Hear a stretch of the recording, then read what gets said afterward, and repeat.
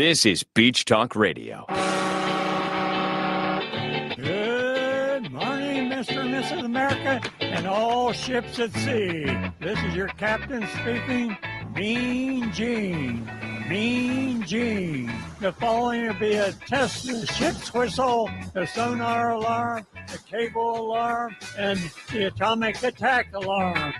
Oh, isn't that hair fabulous? Broadcasting live from the new hotspot on Fort Myers Beach. Wahoo Willies! It's time for another exciting award-winning episode of Beach Talk Radio. Here are your humble hosts, Kim and Ed Ryan. And a little delayed reaction there. Thank you, Dave, for leading the crew. Thank you all for coming to Wahoo Willies and tuning in wherever you're watching from. Another great day on the beach, and we have a great guest, a great show lined up for today, and a lot to talk about in the next hour with our guest. And let's get right to it. You don't want to talk about your walk around or anything? Okay, our walk around this morning was at the Pink Shell. If you didn't get a chance to check it out, the pool is open at the Pink Shell, and they also have day passes now for $20. Is that right? Holy crap, I completely forgot. It was 2 hours ago, and I completely forgot. It's $20, and you get chairs for the beach, and you get towels. And then Bill Wachulis is the general manager. He comes over and he takes care. He puts the towel out himself and puts suntan lotion on you and the whole thing. So, are you okay here? We're supposed to. We've been here for 2 hours. So loud. So turn yours down a little. All right, let's get right to our guest. All right. Lee County Commissioner Kevin Ruane is here, everybody. And for anybody that is new to the show since the storm, we got the camera right there. You're not. You got to come a little. Yeah, a little bit closer. I'm gonna. That's perfect. There That's perfect. You go. Perfect. Thank you, Marie. Kevin was our second guest ever back 5 years ago when we were still doing the show at Pete's Timeout in Times Square. Second guest after Jackie Lisak, and at the time, the mayor of Sanibel, 13 years as the mayor of Sanibel, Kevin?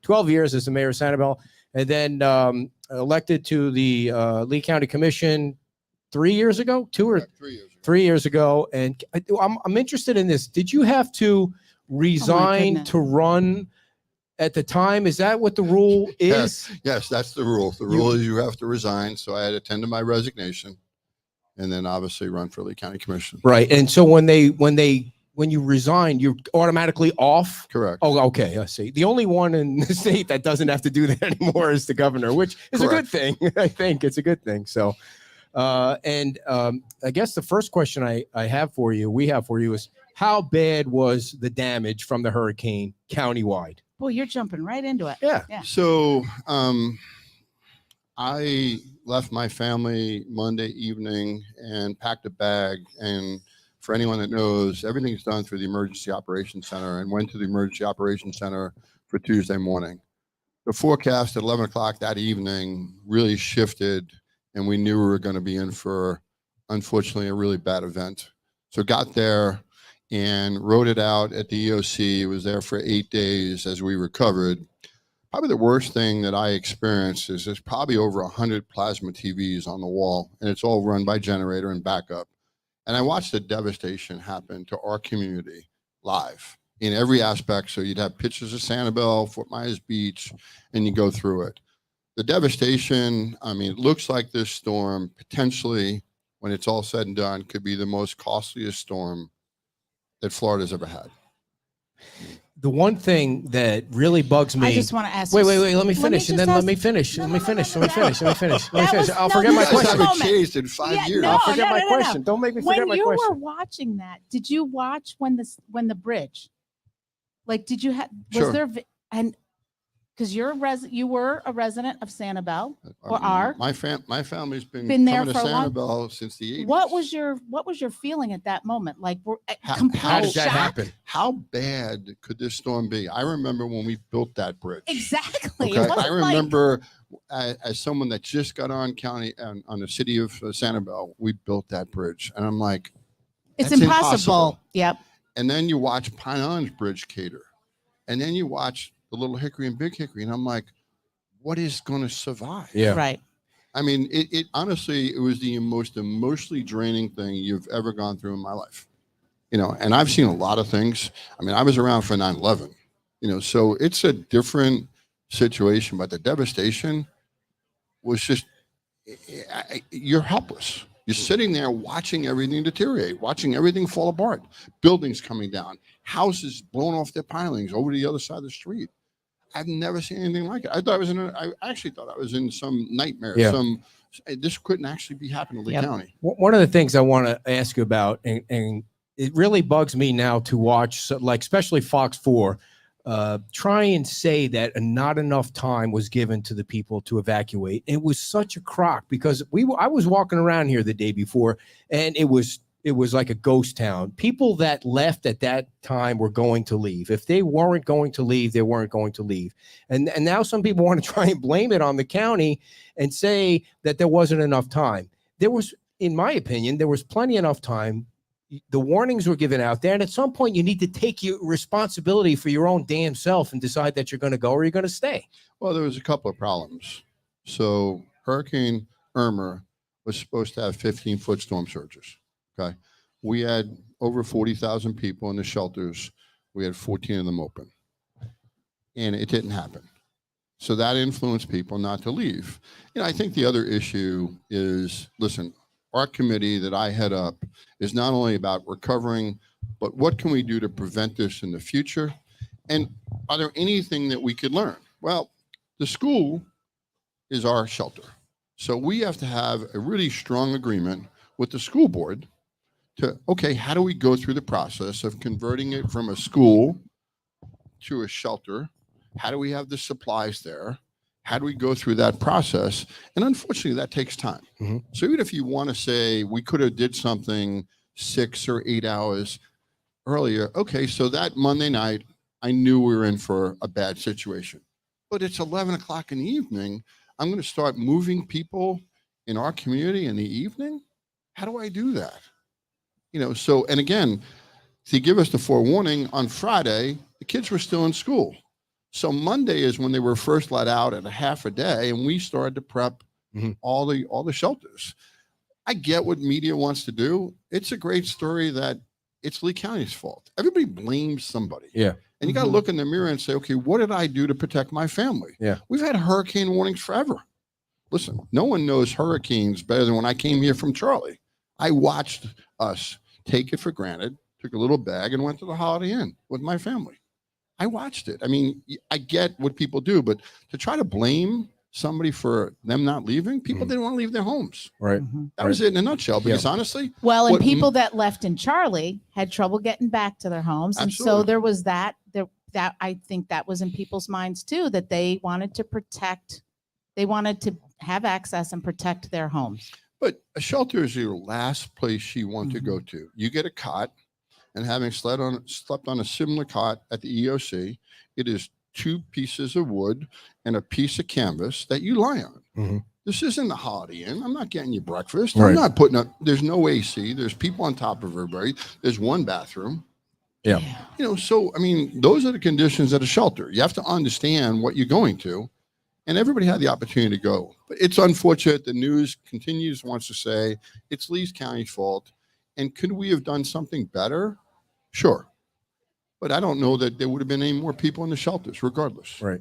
Right. I think people at one point they decided they were going to stay, and they stayed. And those, I guess I don't want to harp on that, because No. sometimes I watch people say they didn't give us enough time. They didn't give us enough time of his saying, how about you make your own damn decision and get out of your house? You could have done it 48 hours early, and now you want to blame somebody because but I Let won't that get hung up go. on that. Yeah. So what is your, Ken, Let what's that your go, 'cause opinion you're on gonna how make me mad. how the town of Fort Myers Beach is handling their recovery, the council and that group? How do you think they're doing? I mean, I think they're doing a great job. You have to understand that they have limited resources with limited people. I mean, I've governed for a long time in a small community.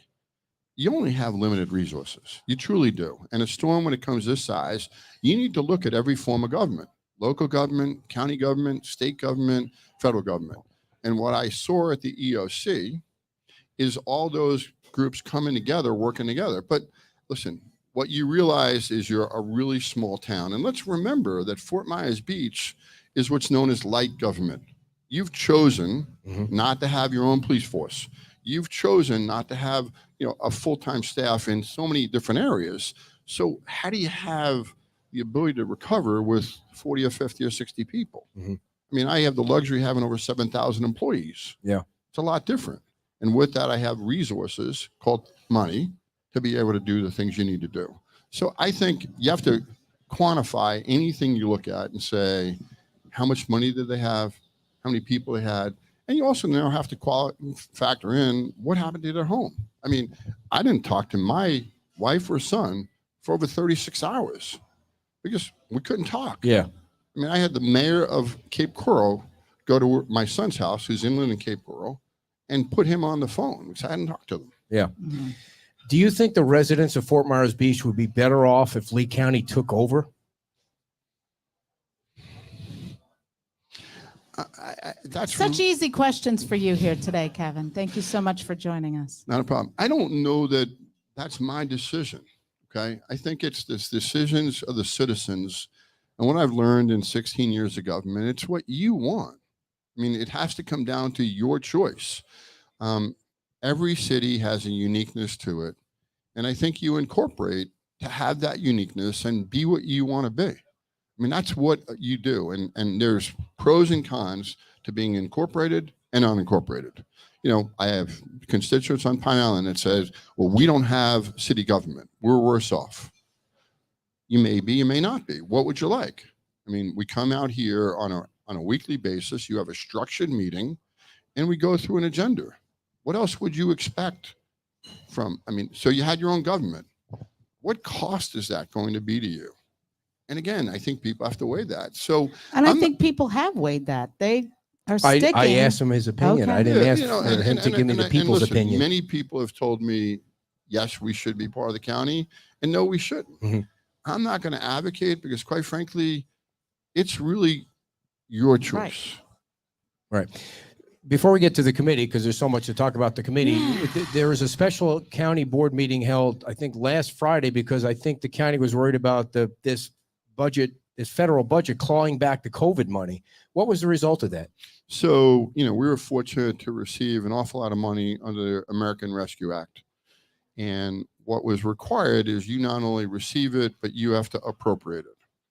And then you have to spend it. And some of the projects we had it allocated to were further out, and they would have asked us to come back. So we just reallocated to so many needs that we have to do it. And most people said, well, do you feel bad that you're part of the problem of spending money? I don't feel bad at all because it's hard to run a county of our size and implement projects and then have someone say, oh, by the way, can you return the money? And I'm in the middle of a project. Yeah. What do I do? I mean, the EOC was part of the money as we're going through an expansion. So I tell the contractor, oh, by the way, can you send me my money back? Or can you take my drywall? Yeah. Like, it's not as easy as most people believe. Okay. So you're able to save the money then. Yeah. So it was $27 million we reappropriated, and we put it really over to emergency services. So we have more resources to prepare for whatever we need to go through. And lastly, countywide, the growth in Lee County is crazy. Like, it's just, you can't build enough houses and apartments for people. They just want to live here. You feel like you're able to keep up with the growth in an affordable way for people to live? Well, and from an I'm sorry, infrastructure standpoint, that was for the I'm commissioner. adding in, and the infrastructure that's required to support that growth. Yeah. So, good question. Ding, ding, ding.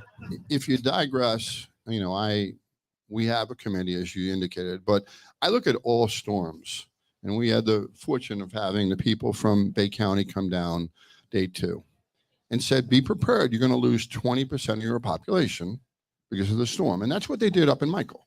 20% of the people left. And I know many people, because I came to Sanibel because my in-laws are there, that obviously, you go through a storm, you're 80, I'm done. Yeah. Yeah. And you leave. Yeah. So I do believe we're going through growth, but it has been slowed down because X number of people did leave here. I know many people that left here, and a lot of people are coming here. The costs are really the issue, but the recession is certainly trying to show its head. Interest rates are where they are today and only going up. And that's the challenge we have is how do you continue the growth? I can't continue to build at the rate we need to build if material costs from the time I enter into a contract a year later go up 30%, and I'm talking about hundreds of millions of dollars. Right. Those are the challenges that we have, and that's why avocation to the federal government and the state becomes essential for us to keep up with that growth. The Well, I think too that, I mean, this is going to go off in a different direction, but the disparity in what you're talking about when insurance companies, want to give money for stuff and the cost to rebuild now is so due to the codes being changed. And the code, they have to come up to code, but also the cost of materials. People are there's a huge gap now left there. So we had a supply chain issue from COVID. Mm-hmm. We had most companies not having high inventories because that costs money. When you actually run a company and you have inventory, you have stuff on a shelf that you've paid for. And when it's not moving as fast, you don't want to have those resources. So now we have to produce it. And unfortunately, so many of what we have imported here comes from other parts of the world. So it's a combination of the supplies coming here and the workforce. You can't have, so let's just quantify the damage, just so everyone has an appreciation. In Lee County, there's 550,000 parcels.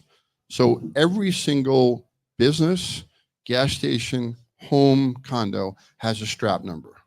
So the first thing we did was to identify that there's 550,000 parcels. And of that, 110,000 were damaged, severely damaged. So you're trying to quantify what is the damage that we need to come back from. And as a financial guy, as a statistic guy, and someone that is really a student of looking at past and how do we do something better for tomorrow, you start to analyze that type of information to quantify what does our recovery look like. Mm-hmm. And in all honesty, 110,000 parcels. It's a lot. I'd have to have every contractor from the state of Florida come to Lee County. My next problem is where do I house them? Yeah. When you drive up and down Estero Boulevard from one end to the other, what goes through your mind? I can't believe the devastation. I can't believe, my family has lived on beach communities, not only here, but in the Jersey Shore. And to me, it looks like a ghost town. It is the most depressing, emotionally draining thing that you go through. Because again, I came from a small place called Sanibel, and I worked with Mayor Kiker when he was time. So beach guys stick together. We're kind of this little small group, and then you have these big cities like Fort Myers and Cape Coral, and you say, wow, how do I work in a group like that? So I go through the beach, and honestly, my heart goes out. It's no different when I go to Sanibel. Mm-hmm. I look at it and just say to myself, how did Mother Nature create so much devastation? We were standing at, 18 feet up today at the Pink Shell and looking out how far the water was out. And just, it's hard to imagine that that water came in at the force that it came in and did all that damage. It's just incredible. The storm surge.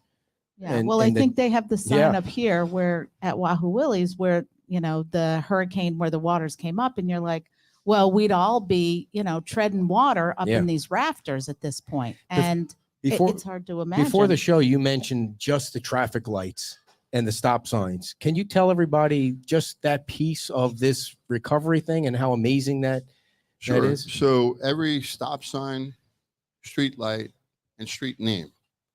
So traffic lights alone, our share. So in any type of replacement, you have a cost share. And obviously, if that's a state road, the state is responsible. If it's a federal road, the federal is responsible. But the cost share requires us to put in X percent, generally 20%. Traffic lights alone were $15 million, was our 20% to traffic lights. So you as a resident have no appreciation of the fact that I was able to, through the committee, advocate for $15 million was our contribution necessary to make sure you, the taxpayer, didn't have to pay for that. Street signs were another $10 million.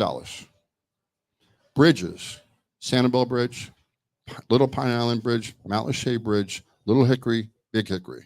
Our core share was about $100 million. Again, Legislature picked that up. You start to look at numbers, and it's like monopoly. And that's what we're looking at. Because the Sanibel Bridge alone is going to cost $300 odd million to build back. And that bridge was actually put up when I first got into office in 2007. It's with today's codes, Miami-Dade codes. It is with exactly the greatest technology you would have thought of. And there was breaches in that in 5 different places. So the devastation, when you think about it, taking down a concrete bridge, a traffic light that hangs on a... Yeah, right. Doesn't have a chance. Right. Yes. In certain spots now across the county, you still see one traffic light just waiting for the brother and sister to show up at some point along the way. But even to put an order in and say, by the way, I need, 19,000 traffic Right. lights. Right. When things are already backed Yeah, we up got them and we you've got them in the supply back chain. warehouse just waiting for you. Mhm. So the biggest question that we get is, when is the pier going to be rebuilt? And I know you probably don't know the answer to that because there's so many projects, but how do the different projects line up, and then the different buckets and when they're going to be, built? This isn't part of the committee money. I'm sure it's part of something. Maybe it is. Who knows? I don't even know. So let's go to the committee, because I think what Yeah, let's most get to people don't that. Tell understand. people how the committee got started. Okay, so And just to be clear, you're talking about the recovery task force. we formed a recovery task force, which historically has always been formed after every single storm. Lee County had a plan on the shelf.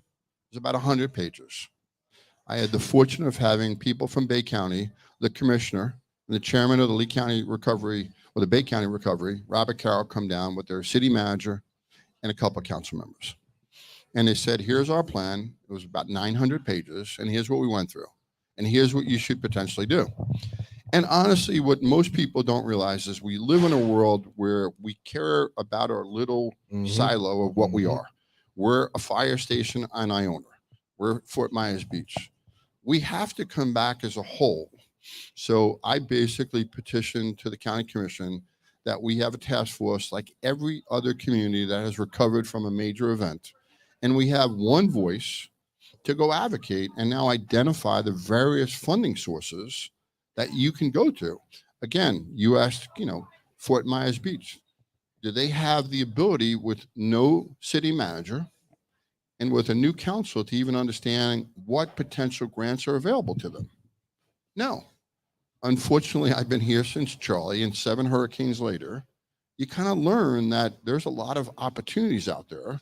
And our job is to try to put together one community, because we need the hospitals, we need our police to come back, we need our fire stations to come back, we need our 6 cities to come back, we need the school board to come back. And honestly, the community looks to those silos to really live in process. I mean, if I have something that occurs, I got to go to Lee Health. They have to be back online. If I want to come to Fort Myers Beach, because again, no different than Sanibel, we want to have tourists come here, we have to put it back online. And you also have to recognize that I do have the resources that the smaller cities don't. And if there's anything been a big transition, is leaving a small city like Sanibel and now having not only the financial resources, but the staff to now give projects to get things done.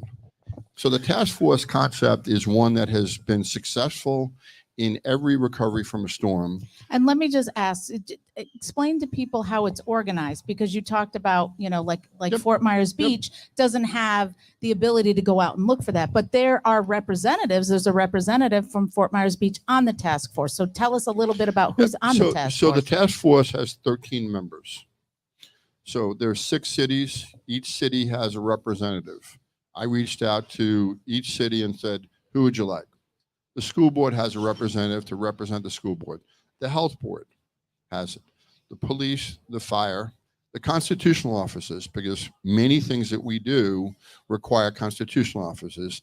And then someone from the delegation, because that person obviously is vital to let us know what the landscape looks like up in Tallahassee. So those are the 13 members of the task force. And we all really work together, because it's essential that we come back together. You may come back a little slower, but we have the ability to advocate and try to get the funds that are necessary. And you learn things like anything else in life. When you make a mistake or you go through an event, How do I prevent it from happening? And how did I get through the last one? And in me, it comes down to, I believe that I've been in the right place at the right time. I'm the furthest thing from a politician. I came here 2 weeks before Hurricane Charlie. Like you all, I went to a city hall meeting, day one, and everybody's complaining, which most people do. And I raised my hand and said, how could I help? And the mayor at the time put me on a structure safety team, and we started the process. So you start to go back and say, okay, what can we do? I've studied 9 different plans that were out there and trying to make sure we hire the best people to identify the best opportunities to recover. So that's the essence of the task force. And then within the task force, every single recovery has branches, or what's part of the human body, if you'd say. So it has housing, it has infrastructure, it has permits, building, and planning, it has natural resources, it has economic recovery, it has social and mental, it has workplace and education. It has natural resources. So each branch, 8 being what they are, has 20 people on the branches. And why do we want that? We want the community to talk about the main arteries that we need to obviously be aware of. We need to obviously say what's damaged. And collectively, we should have a capital improvement list on where we were before the storm and where we were after the storm. And we put together, one of the signs we have is to put together a capital improvement project that the legislators will want. And both the president and the next president of the Senate will be down here at the end of June. They came down during the devastation, and they'll go through and asking us for what that list looks like. And we have to think collectively. So we then empower and ask each city and each member of the task force to now put together what your wish list is. And I think people, as time has gone on, has realized that we have resources and we have staff and we have experts to enable us to identify where there's opportunities and how do we actually go through this process and recover. And you're getting community involvement in these branches, right? They're meeting once a month. You're doing online stuff, yep. Town halls. Go ahead, tell us about that. So again, the difference between what was on the shelf and what we're doing is to have the community be part of the recovery. I am a person that makes policy decisions based on what you want. It's your community. You just have given me the privilege to represent you. That's all I do. And honestly, we go through a process of identifying what you need, and we work together. So they're all open to the public.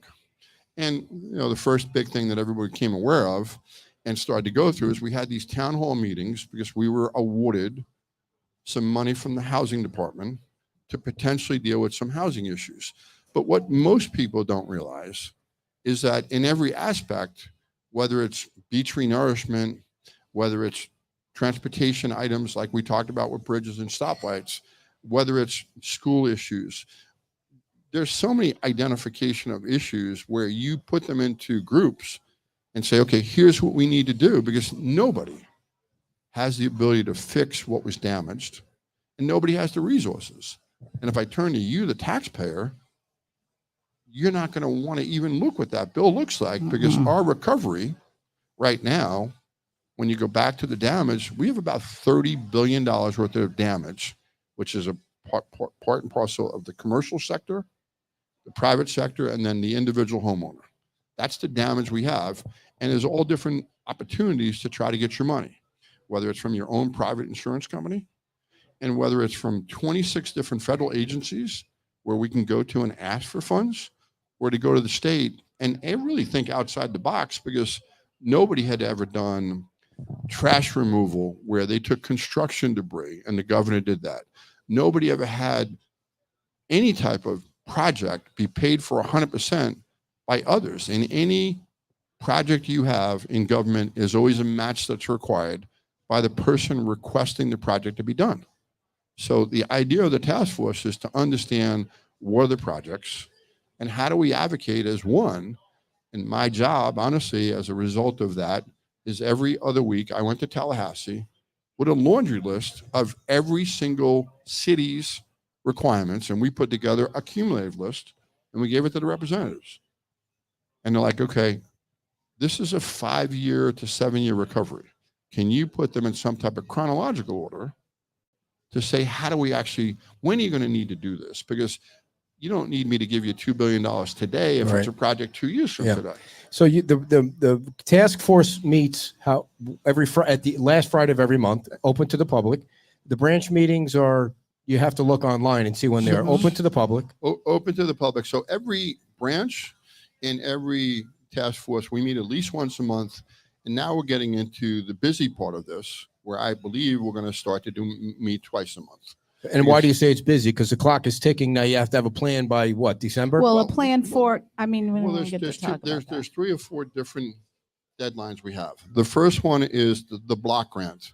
So we were awarded the money and received an actual letter of notification. Okay. So that's the first silo of $1.1 billion. That is due within 90 days, where it's our action plan. Okay. We then have 35 days of public comment. And at the 125 day, we have to submit whatever that plan looks like. It's a spending plan. It's a needs plan. It's not a spending plan. It's a needs plan. Okay. And the difference between spending and needs is we identify the needs of the community, okay, and put them in there. In my opinion, I've said this at every town hall, is that the federal government from 100 million miles above looked down at our area and said we had an unmet need of $1.1 billion. There was no, let's walk around and do a site inspection. Let's go to Fort Myers Beach and Sanibel and Pine Island and Bonita and say, okay, what does it look like? We use some data from a census, and you basically say, here's your unmet need, and you get an award of $1.1 billion.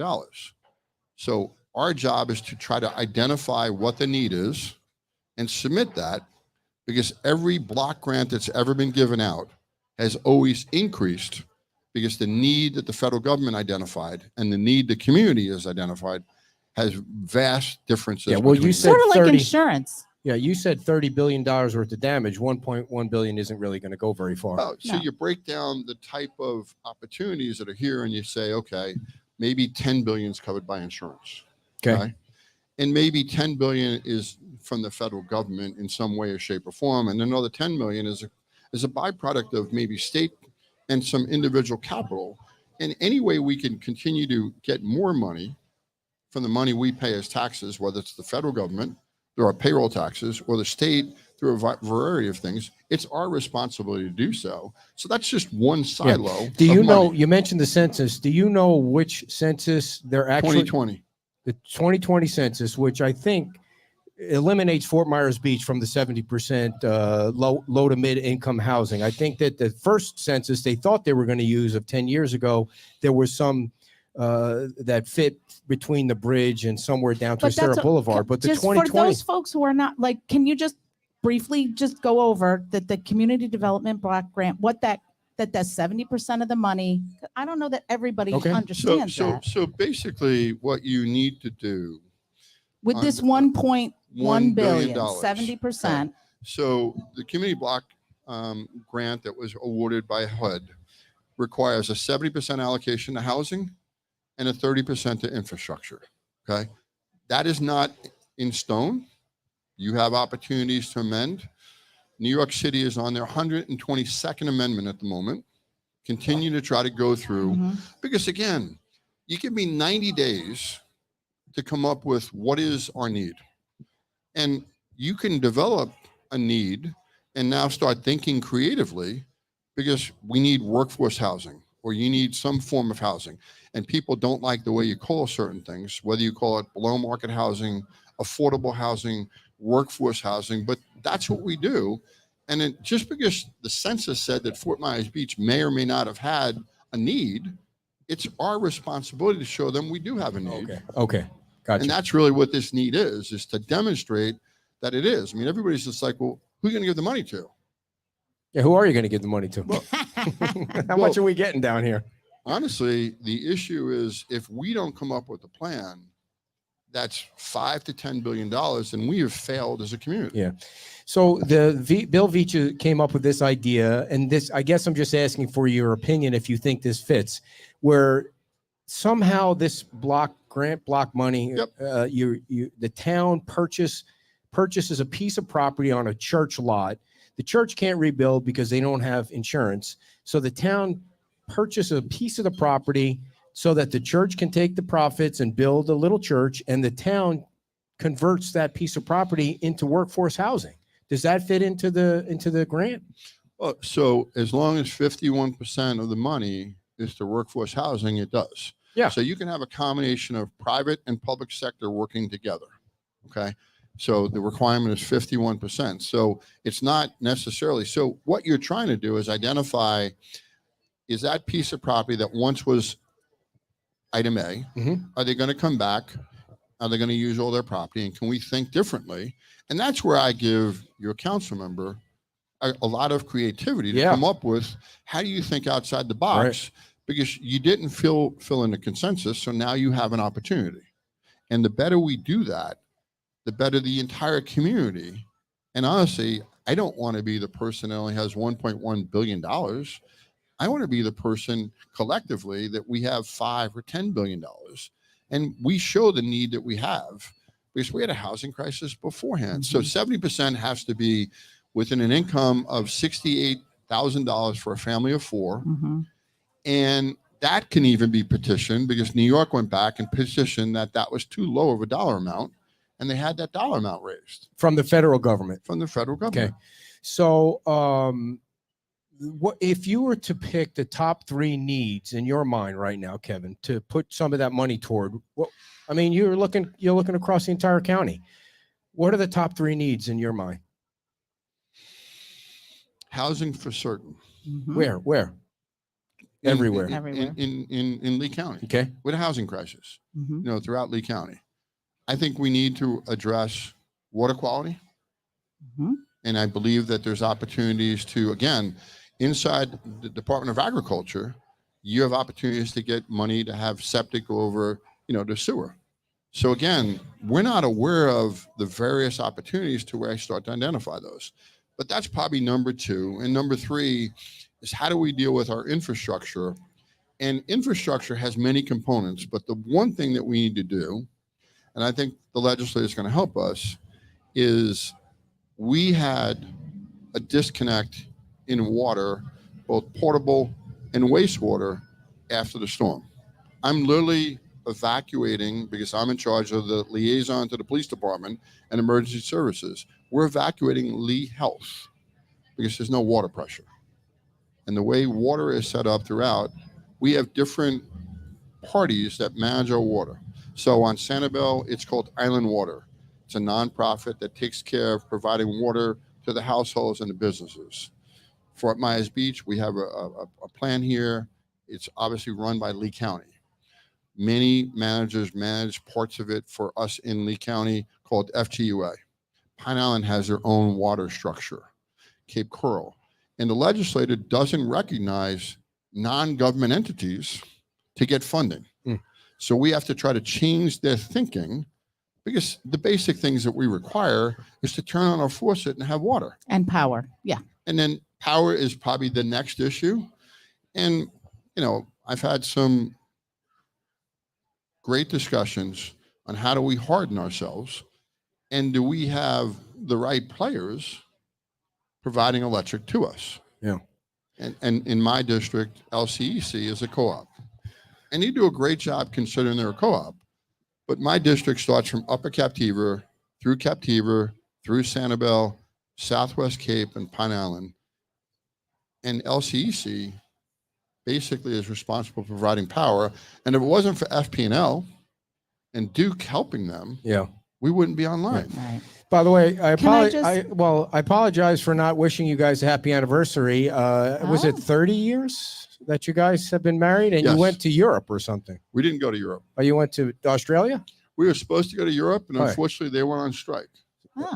Europe was on strike? So all of Europe. I didn't know a whole continent could go on strike, but you learn something new every day when Kevin's on. So we were set to leave on Thursday, the 17th, 19th. And 2 days before, we had a call from United, and we were going to fly into Rome. And the deadhead people, or the people that sleep in Rome, went on strike. And then the hospitality aspect obviously joined them. Yeah. So bag handlers and whatever. So they said the first time we can get you out is 4 days later. Well, we're now taking 11-day trip to now a 7-day trip. Yeah. And I was trying to take advantage of Memorial Day being a slower port, right. and I wouldn't be missed. So unfortunately, every part of it. And my wife said, I'm not going to Europe with you. Are you going to rent a car? Because I don't even want to be in the car with you in Fort Myers. In the U.S. So how was Splash Mountain? So we took a couple of days. We went up to St. Pete, and obviously just continued to work, on the task force. And that's really what is, it's really hard. You better go big next year. No kidding. You better do something really big next year. Can I just ask, when you were talking about those priorities, it's interesting because now there's a survey that people can take on resiliently.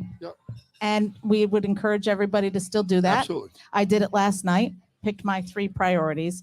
And Fort Myers Beach, the response was far and above every other area, like 1,500. You had the greatest devastation. Yep.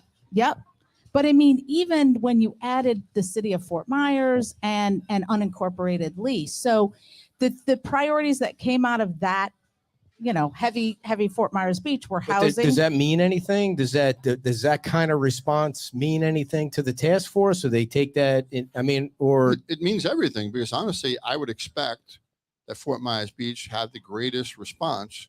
It is the greatest need. Yeah. Just to put a fine point on it, it was 50 at the time that this was printed, 1,542 responses from Fort Myers Beach out of 4,000. So it was a significant amount, and they chose their top priorities were housing, homelessness, economic development, and environmental issues. So pretty closely aligned. So economic development is a priority, but I guess I assume that with all the opportunities for funding, because we just touched on one with $1.1 billion, there's 26 agencies within the federal government that we could apply for money. Yeah. The 1.1 billion that you have now is not going to be the final number. It's clear that your committee is going to be siphoning more money off this federal government, right? HUD. And that's just from HUD for housing. Yeah. Okay. So, when you look at, natural resources, beach renourishment, we received 2 different silos of money at almost $250 million. So again, it's coming from a different entity within the federal government. And part came from the state DEP and part came from the federal DEP. How many accountants do you have keeping track of all of this? Holy crow. At what point does the money start getting out into the field? Like, when is we going to see something? The first thing that you do is the governor's budget. When he signs it, money will start to come out July 1st. Okay. Normal process you go through is you have a Senate and a House. They agree on a budget. They submit it to the governor. He gets to veto anything he feels like he wants to veto. And come July 1st is when any type of purchase orders can be submitted for your recovery. But, when you look at transportation, because under transportation are roads, bridges, lights, street signs. So in that silo, we went and applied for the bridges to get rebuilt, and then our 20% for them to pay for that. So we don't have any money. Can you pay for it all? And how do you do that in the most effective way so the citizens don't have to pay for it? Yeah, but what you're talking got done. And that got done. So the second thing that most people don't realize is when we went through picking up your waste, your garbage, there's vegetation and then there's construction material. Never in the history before did you ever pick up construction material. We've never done that before. At 75 days, we got a letter from FEMA saying that they would no longer pay for 100% reimbursement for debris removal. It became now a 75-25 cost share, and 25% coming from the state, which traditionally after Irma, 12.5% would be paid by the county, 12.5% was going to be paid by the state. I can assure you that we didn't have the money to pay for that. And some $300 million later, the state paid for it. Can we just pause on that for a second? How ridiculous FEMA is. Like, how do you decide that on the 75th day, everything is okay, that we're not going to help you anymore? I mean, all you need to do is write up and down either one of the roads on Sanibel, Pine Island, or Fort Myers Beach. was sick, I'm not even. I know there was damage in Lee County and other areas, but what bureaucrat decides that the 75th day is the last day that we're going to help? Listen, what you've always admired about me is I'm going to call a spade. During Michael, there was a 100-day reimbursement. Okay. And we have 10 times, 20 times the damage. How do we come up with 75 days? Unfortunately, it was a political decision.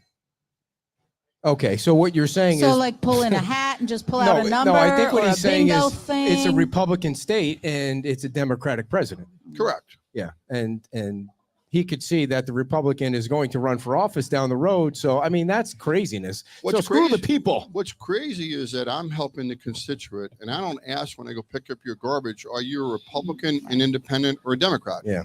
And the collateral damage, unfortunately, is you. And when you look at history, and I have nothing other than history to look at, but historically, we haven't had a reimbursement at 75 days till 15 years ago. And I'd like to think as a society, everything costs more money. And the devastation really triggers how you pick it up. And when you pick up 20 million cubic yards of debris, you can't do it in 75 days. There's not enough trucks. There's not enough places. You guys live in Gateway. Oh, I yeah. took massive amounts of heat to try to improve the disposal of the equipment of the debris, to try to have the drivers drive Not go less through. a less Mhm. period of time. Mhm. Because if they're on the road for 2 hours instead of picking up debris, Right, they're I not lose picking up production. debris. Yeah, but that was honestly a political decision. Crazy. So is HUD. So never in the history has a county ever been a direct recipient of an award. It's always been given to a state. okay. And the reason you do that, really, as an accountant, okay, I'd like to have some assurances if you spend the money incorrectly, I can claw it back. And FEMA does that all the time. But I know for a fact when the assistant secretary walked through Fort Myers Beach, quote unquote, I am not going to give your governor our check and have him come down for a photo op. Those were her exact words. Dan Al is there, myself there. Wait, who and was she that walked that through. said that? The assistant secretary from HUD when we had Oh, okay. the walk okay. on Fort Myers Yeah, Beach. yeah. Everything's political. Yeah. We are unfortunately, in Washington, a very political environment that stinks. And why I love local politics is we care about you, the people, and why people have any faith in local politicians is that you understand I'm looking at for the community, because the people that were actually affected were Yeah. all, And they're all still people, being affected now. all yeah. people.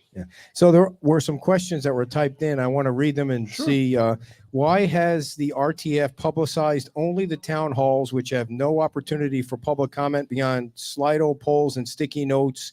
This was up here too. And not the individual branch meetings, which do permit public comment, and at which there are substantive discussions. So how do you go out and, again, you go back to history, how do you go out and get the community engaged in a block grant? And what do we ask you to identify what your issues are? Okay. Was it perfect? No. But how do I get out to the various communities? To me, we did 17 town hall meetings. Right. I mean, I don't know, but that's a lot of town hall meetings. And Yeah. is the town hall meeting an opportunity to give you some thought? But you have the individual capacity to go online and fill out a survey. I mean, so again, Can you look at- give out that website too? Because we want to, make sure. resiliently.com. Yeah, go on there and fill out the survey if you haven't already. But and if you were to do public comment at all the town hall meetings, they'd still be going on today, because there were over 100 people at the Diamond Head one, and not. I mean, you'd be there all night. I mean, Well, and as even if you only gave them 2 minutes. I think the anxiety with everybody is, how do I get money and how do I get it today? Yeah. And unfortunately, I can't answer that question. And let's just understand where we end up in the process. We're in the first inning at the first batter being up. And I really understand your devastation. My family went through the same storm you did. We had significant damage to family homes. I get it. But in the same token, we're trying to do the best we can and asking you to be engaged. And to me, the best way is online. Mhm. But you could always pick up the phone. I probably get 200 to 300 emails a day. Mhm. Contact my office, and we will gladly help facilitate whatever you need in whatever that issue is. And the calls are just endless. As you go forward in this process, though, there are going to be other opportunities for people to get involved and be Or a part of public this comment. process. Oh, absolutely. I mean, let's understand that everybody is right in the engaged beginning. in this HUD aspect. Mhm. Go through what your recovery looks like, and the branches that we've identified, each branch has an issue. Whether you want to get into what does a permit look like? If we're going to rebuild, what's your height look like? What does your land development code look like? So it starts to have a lot of conversations that we're going to need to become more resilient. And if we're truly committed to resiliency, are we comfortable raising our height 6 or 12 more feet? Are we comfortable with certain codes that may need to be changed? Again, you go through every branch, there's a significant thing to deal with. You know, natural resources. Yeah. How do I get 3,000 cars out of the waterways? Yeah. How do I get all the stuff out of the mangroves? Yeah. How do I deal with all the fuel that was dumped into my waterways? How do I prevent the Army Corps from sending down releases in the middle of an ecological disaster? Yeah, And it's everybody's been forgotten about raining. that. Yeah. And it's been raining. Trust me, you know, so each branch, and I ask everyone to continue through the process. This is a 5 to 7 year recovery. And I want your involvement. I truly want us to come back. This is home, and I'm blessed to have my in-laws find this place in the 80s. My family lives here. My youngest is sitting at the table. It's about him. I'm an old man, and I'm looking at that is the generation we need to take care of. That's what we do as parents, and that's what we hope to do as he has children, and they're my grandparent. You know, I'm their grandfather. That's what we look forward to. That's what it's really about. And looking forward also is not only the recovery and the rebuild, but looking forward, like you were talking about how do we build, do mitigation and build resiliency in the system so that this, Oh, it doesn't happen again. because there are going to be other storms. There Yes. are going to be, I mean, you can't keep that out of the equation, but how do you harden everything so that the impact is lessened for the next generation? You know, it's a challenging situation because people want to build their homes back. Okay. And they want to do it, because maybe they didn't have enough insurance and they have to do it this particular way. But part of the process is if we want to actually have affordable insurance rates, Ugh. you have to have a potential risk that the insurance company believes that you've done something to mitigate them paying you another claim in the future. I mean, it's an unfortunate situation, but it's one that we're going to have to continue to do, and we need to be resilient. And everything that we do has to think about that. I mean, I look at the Sanibel Bridge, when we talked about it. 150 million of the $300 million are resiliency measures and things that we put in that made the cost twice as high. Resiliency is not going to be cheap. Mm-hmm. But resiliency, do I pay for that concrete pole that we've now replaced 4 times on Sandcap Road, or do I go under Brown? Well, LCEC would say to me by analogy, well, it takes me 3 times to replace that pole until we actually can justify going underground. Okay, well, now you're on number 4. Mm-hmm. And are we really committed to resiliency? Tourism took a big hit too. The numbers are down big time with the bed tax. I mean, what is your prediction on when that'll start to come back? I mean, again, tourism is going to come back very slowly. And unfortunately, it's until our stock comes online for people to come here. That's really the situation. So you go back to the impediments to having it built quicker. So, again, we need to be laser focused on what are our permits? What are our changes we need to make to give that opportunity to have that hotel, motel, resort come back and rebuild? It's a really complicated situation, but we are dependent on tourists. We are very, very dependent on tourists. And I would say we continue to come back. There's continued opportunities. But can we house the number of people we did before Ian? No.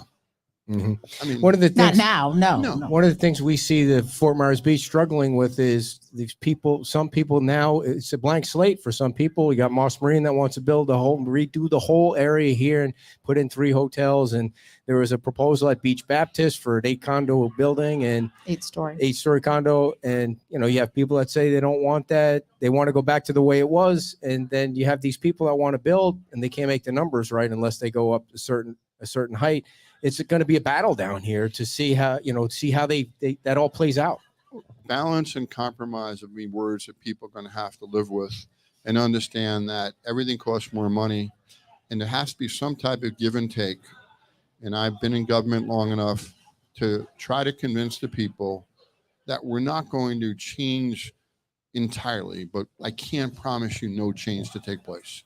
I just can't. And I looked through so many different parts of change that went through, and I governed on the most restrictive land development code that ever existed. Sanibel. On Sanibel. And we allowed and went through rebuild after Charlie, build back. We went and did resort redevelopment and allowed rooms to become bigger and become more dense. We allowed outdoor dining, which was not, believe it or not, was not allowed in Sanibel because of the parking requirements. Because as you put 30 more chairs out, You You're gonna lose. have 30 more people. You need 30 more people Yeah. that have parking spots. Mhm. So the complications are just simple like that. And it really becomes a situation where we have worked together, and we meaning all parts of Lee County. The collaboration between Fort Myers Beach and the county has never been better. So whatever happened before the storm, I want you to pay for the lights on Estero Boulevard, that's yesterday's news. Yeah. How do I help you come back? And what do you need? I mean, that's what we're here to do. And I represent Lee County, and I have the privilege of being the chairman of the task force. I think, honestly, it's because I've been through 7 storms, and it's about relationships, and you're advocating, and having the opportunity to testify before the House and the Senate to talk about just the devastation that this community has gone through. So Now we talk about, can I just ask a question? yes, Like, your show. Go right ahead. Well, we're talking about, things building back and more resorts coming online. And we've also talked about workforce housing. Now, you guys had something in Sanibel for, you had something set up for workforce housing out there. Still do. Okay. So what is the likelihood that something can be done on the beach for workforce housing in addition to all of these big other stuff going on? What's wrong? When I was mayor of Sanibel, I tried to work with the 5 other cities to promote workforce housing. It requires you and the city to be committed. You have to work in conjunction with the developer, with the piece of property, and obviously, how do we understand that's important to do so? I think everybody has more of a desire now. Yeah. That workforce housing is really, important. As you have shortages throughout our entire community of workers, it's really, how do I have workforce housing? So I think everybody gets the concept now. Some people may not have made it a priority. I didn't make the priority on Sanibel. I inherited the priority, but Sanibel made a change in the code that said 3% of its stock, housing stock, had to be to workforce housing. That was the goal. And I think if every city stepped up and had a goal, you don't have to get there tomorrow, but a goal, and then the county is doing that very, very, very quickly. We put hundreds of places online that are workforce housing. So it was part of the code in Sanibel. I didn't even know that. So it was basically, I would say that it was a legislative desire. Okay. Maybe the code is the wrong word, a legislative desire and a commitment that 3% of the housing stock would be committed to workforce housing. And that it's was the run goal. by a third party. So the best thing to do, and great point you made for me, is if you have a nonprofit that really wants to run it. We have a nonprofit called Community Housing. It's one of the first boards I sat on. And before that, my father-in-law sat on it. And my wife, Doreen, still is on landlord tenant. So it's a board that operates and takes the responsibility off of the city's shoulders. Right. And runs it and goes through the qualifications, the applications, and you do the necessary things to fundraise and to try to help mitigate the costs. So you obviously add something back to the community. And it's something that every community should have. How do people on the beach get involved in these other meetings? Are they broadcast on your YouTube page and the whole thing? So every single branch meeting is YouTubed. Every single branch you can go on the website and see. There's minutes of everything that took place. I would just There's continue slides. to. You can go through all the slides. I found that extremely I informative. mean, the whole concept of the task force was to try to have enough information so we were never accused of not being transparent. What can we give you? How do we tell you the story? And there's every meeting that took place, no different than your show, okay? I can go on Facebook tomorrow and look at what took place this hour. Right. Same thing. There's a YouTube of every branch, of every task force. There's an opportunity to look at it online. So it really comes down to how engaged you want to be. If you just want the PowerPoint, you contact my office. We'll send you the PowerPoint from the branch of natural resources. Okay. If you want the economic recovery, we send you that. You want the task force, we send you that. What we've done for the block grant, every single thing that we've done so far and every suggestion that's been made is available. It's not anything other than we want to make sure that really the constituent is involved. Yeah. Well, so is there an important date that people should look like? Is there a couple of dates that we should keep an eye on that something's really going to happen? So 90 days from approximately May 17th, we will have another series of public engagements because we will have the elements of our unmet needs that we're going to submit. And there's actually been Cape Coral, the county, and Fort Myers Beach has already submitted their unmet needs. Okay, good. Good to know our folks did that. Fort Myers. Oh, you said Fort Myers Beach. I meant Fort Myers. Oh, Sorry. shit. So that's Beach. Well, I mean, but they're in the process, and honestly, they'll continue to do that. Again, I think Fort Myers Beach had it easier. Fort Myers had it easier because, again, their needs were a little bit different. Okay. And a bigger staff and more resources. Yeah. You would expect Cape Coral, Fort Myers, and a county, and Fort Myers, they're the biggest entities with the most amount of people. So we need to get our list in. And you'll have it in. Yeah. And honestly, whatever we need to help, we will make sure that we get a list, because my objective, again, is to give them a list and actually get that extra zero on that check. So 90 days from May 17th, anything after that they should. So we have then 35 days of public comment. Okay. And at 125 days, we have to submit our Final action plan. plan. So September 20th. Correct. And then November 19th is the HUD review. Well, they have to come back within 60 days. In every process that I've really gone back in history, it's been a tennis match.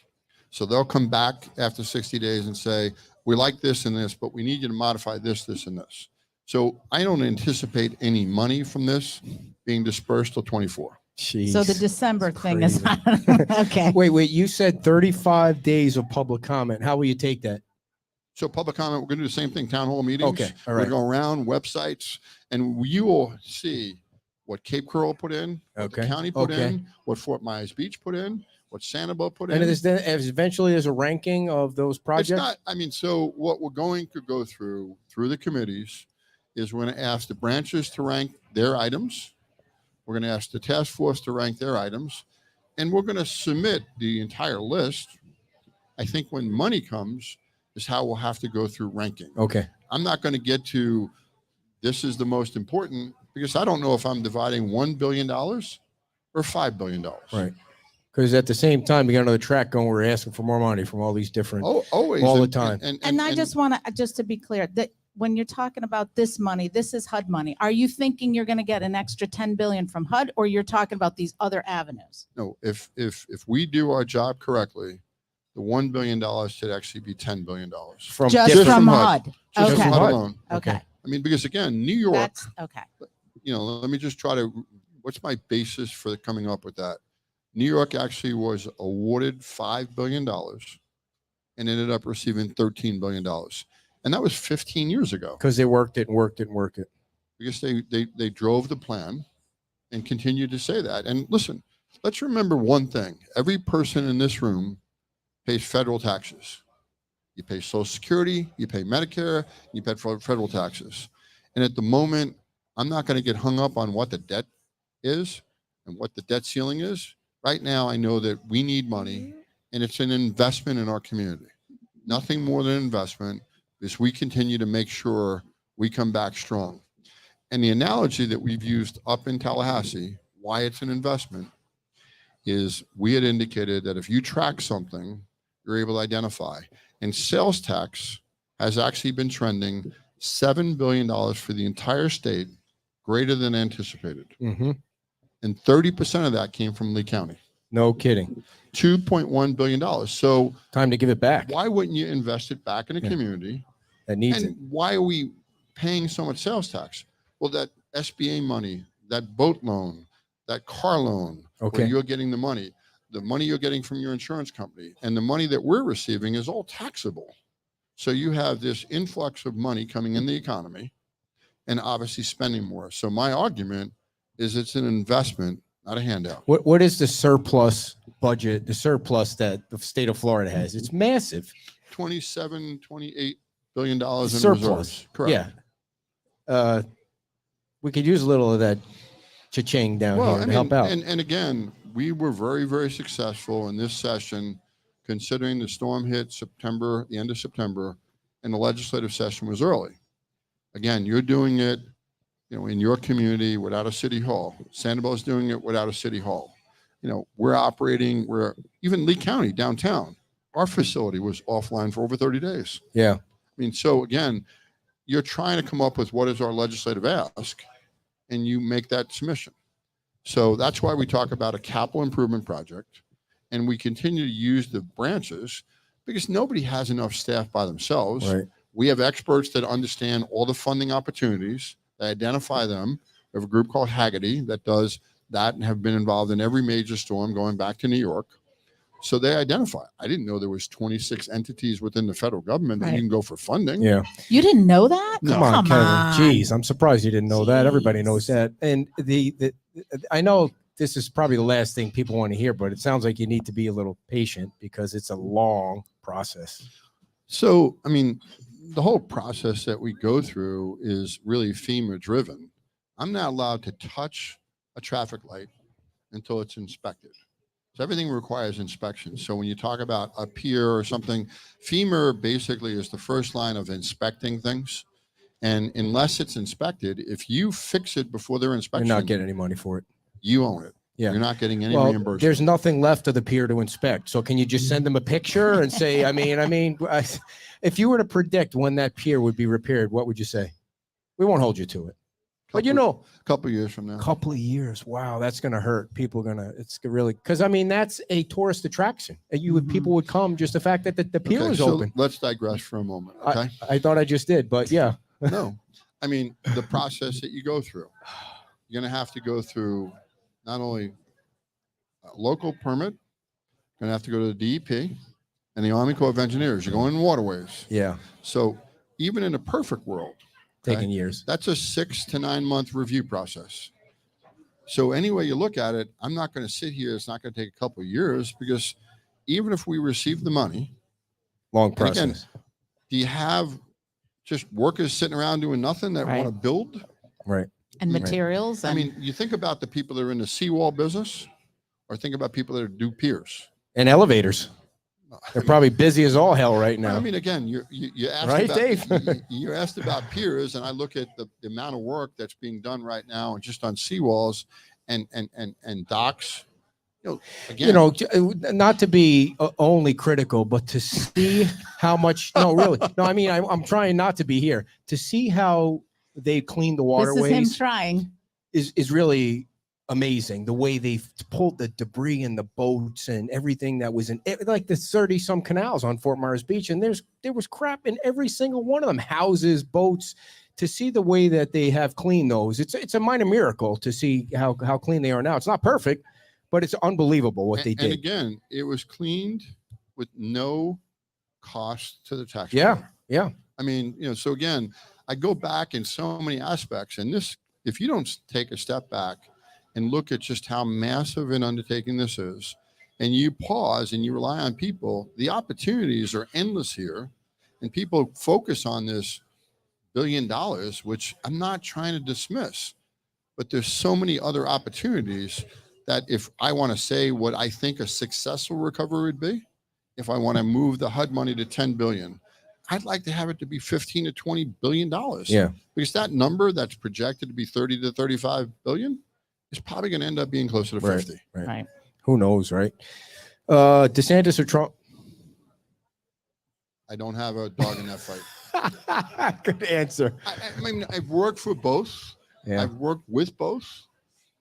Listen, that's not Walk it back right to Europe. That's a good answer. But honestly, you have two qualified people that I believe in the policies that they could put together. Yeah. Forget about personalities. I'm looking for policies And listen, no secret. I've been a lifelong Republican. I run as a Republican here in Lee County, and I'm a Republican. Gotcha. Any final questions? Anybody have any know. audience questions for Kevin? We don't get them often, and we appreciate you coming on. And the next committee meeting is the last Friday of June. Correct. And where are they held, by the way? So at the Collaboratory downtown, 1375 Jackson Street, and they're at least 2+ hours long.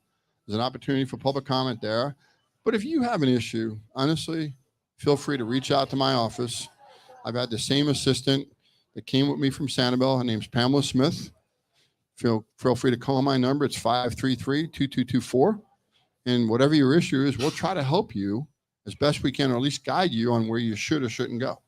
he just Big hand for Kevin Ruane, everybody, for coming down, bringing his whole family. And we're all going to Europe together next year for 31st anniversary. Thanks so much, Kevin. Appreciate you coming on. All right, and before we go, I want to tell everybody about a few places, and I do want to give everyone an update on the pub crawl, which is the day before Father's Day. So stick around for that. But first, if your insurance company has not paid you yet, they're not operating in good faith, and that means you might need a lawyer. And the lawyer you need to call is the Landau Law Group at 866-703-4878. 866-703-4878.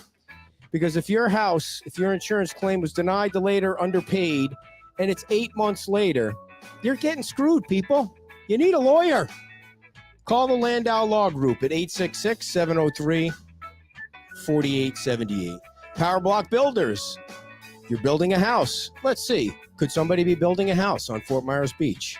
You want to get all the top-notch people, or at least give everyone a chance to build you a great house. Power Block Builders has built over 500 structural shells for tract home builders. They're a custom home builder.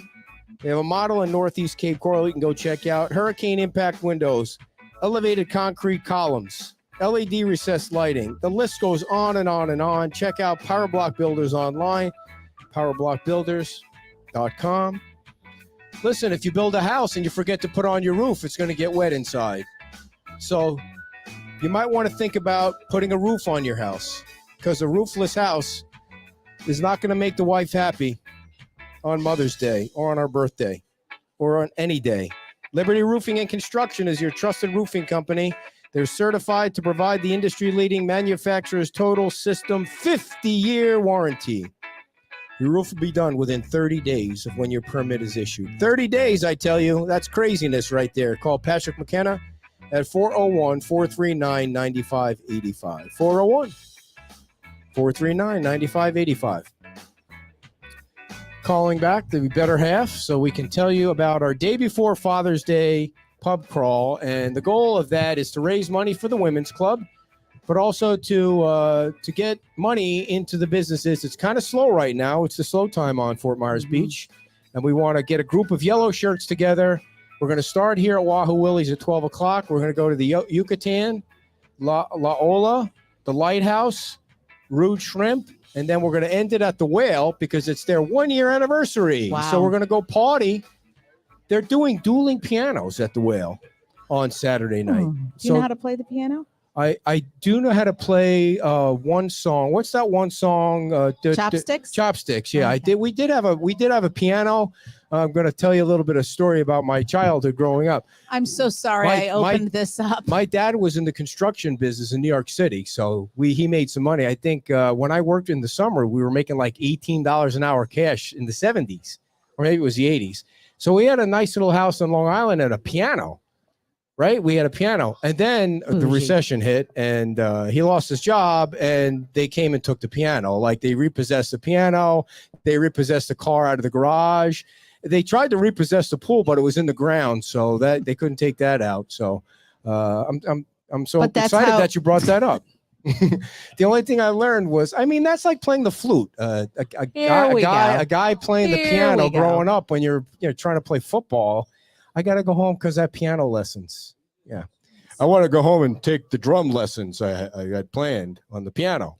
Anyway, so if you do the You don't have to drink at every place. You can just No, you don't want to do that. You don't want to do that. I feel bad for not being able to. Like, I got a call from the guys down at Junkanoo, and he's like, "What's with the pub crawl?" And I'm like, "Well, that really isn't a crawl. I mean, I don't think we can make it all the way down there and back. That would Do they need a have ride. the trams going? I don't think they have the tram going. Not in the summer. So, and it would be nice to include the pink shell, but you gotta, sometimes you just gotta keep it within walking distance, because some of these people can drink that we hang out with. So wear your yellow shirt. We're gonna do 50-50 raffles at every single place, and then we're gonna donate the money to the women's club. So remember last time we did it, and that guy, we always talk about that guy who wanted to remain anonymous, but he would always put $100 in it every single stop. Every single stop, he put $100 bill in there. And I don't think they won a doggone thing, but they were very nice. Okay.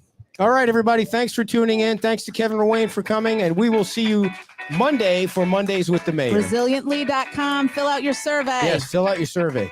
Thank you all for coming. Thank you for clapping for me.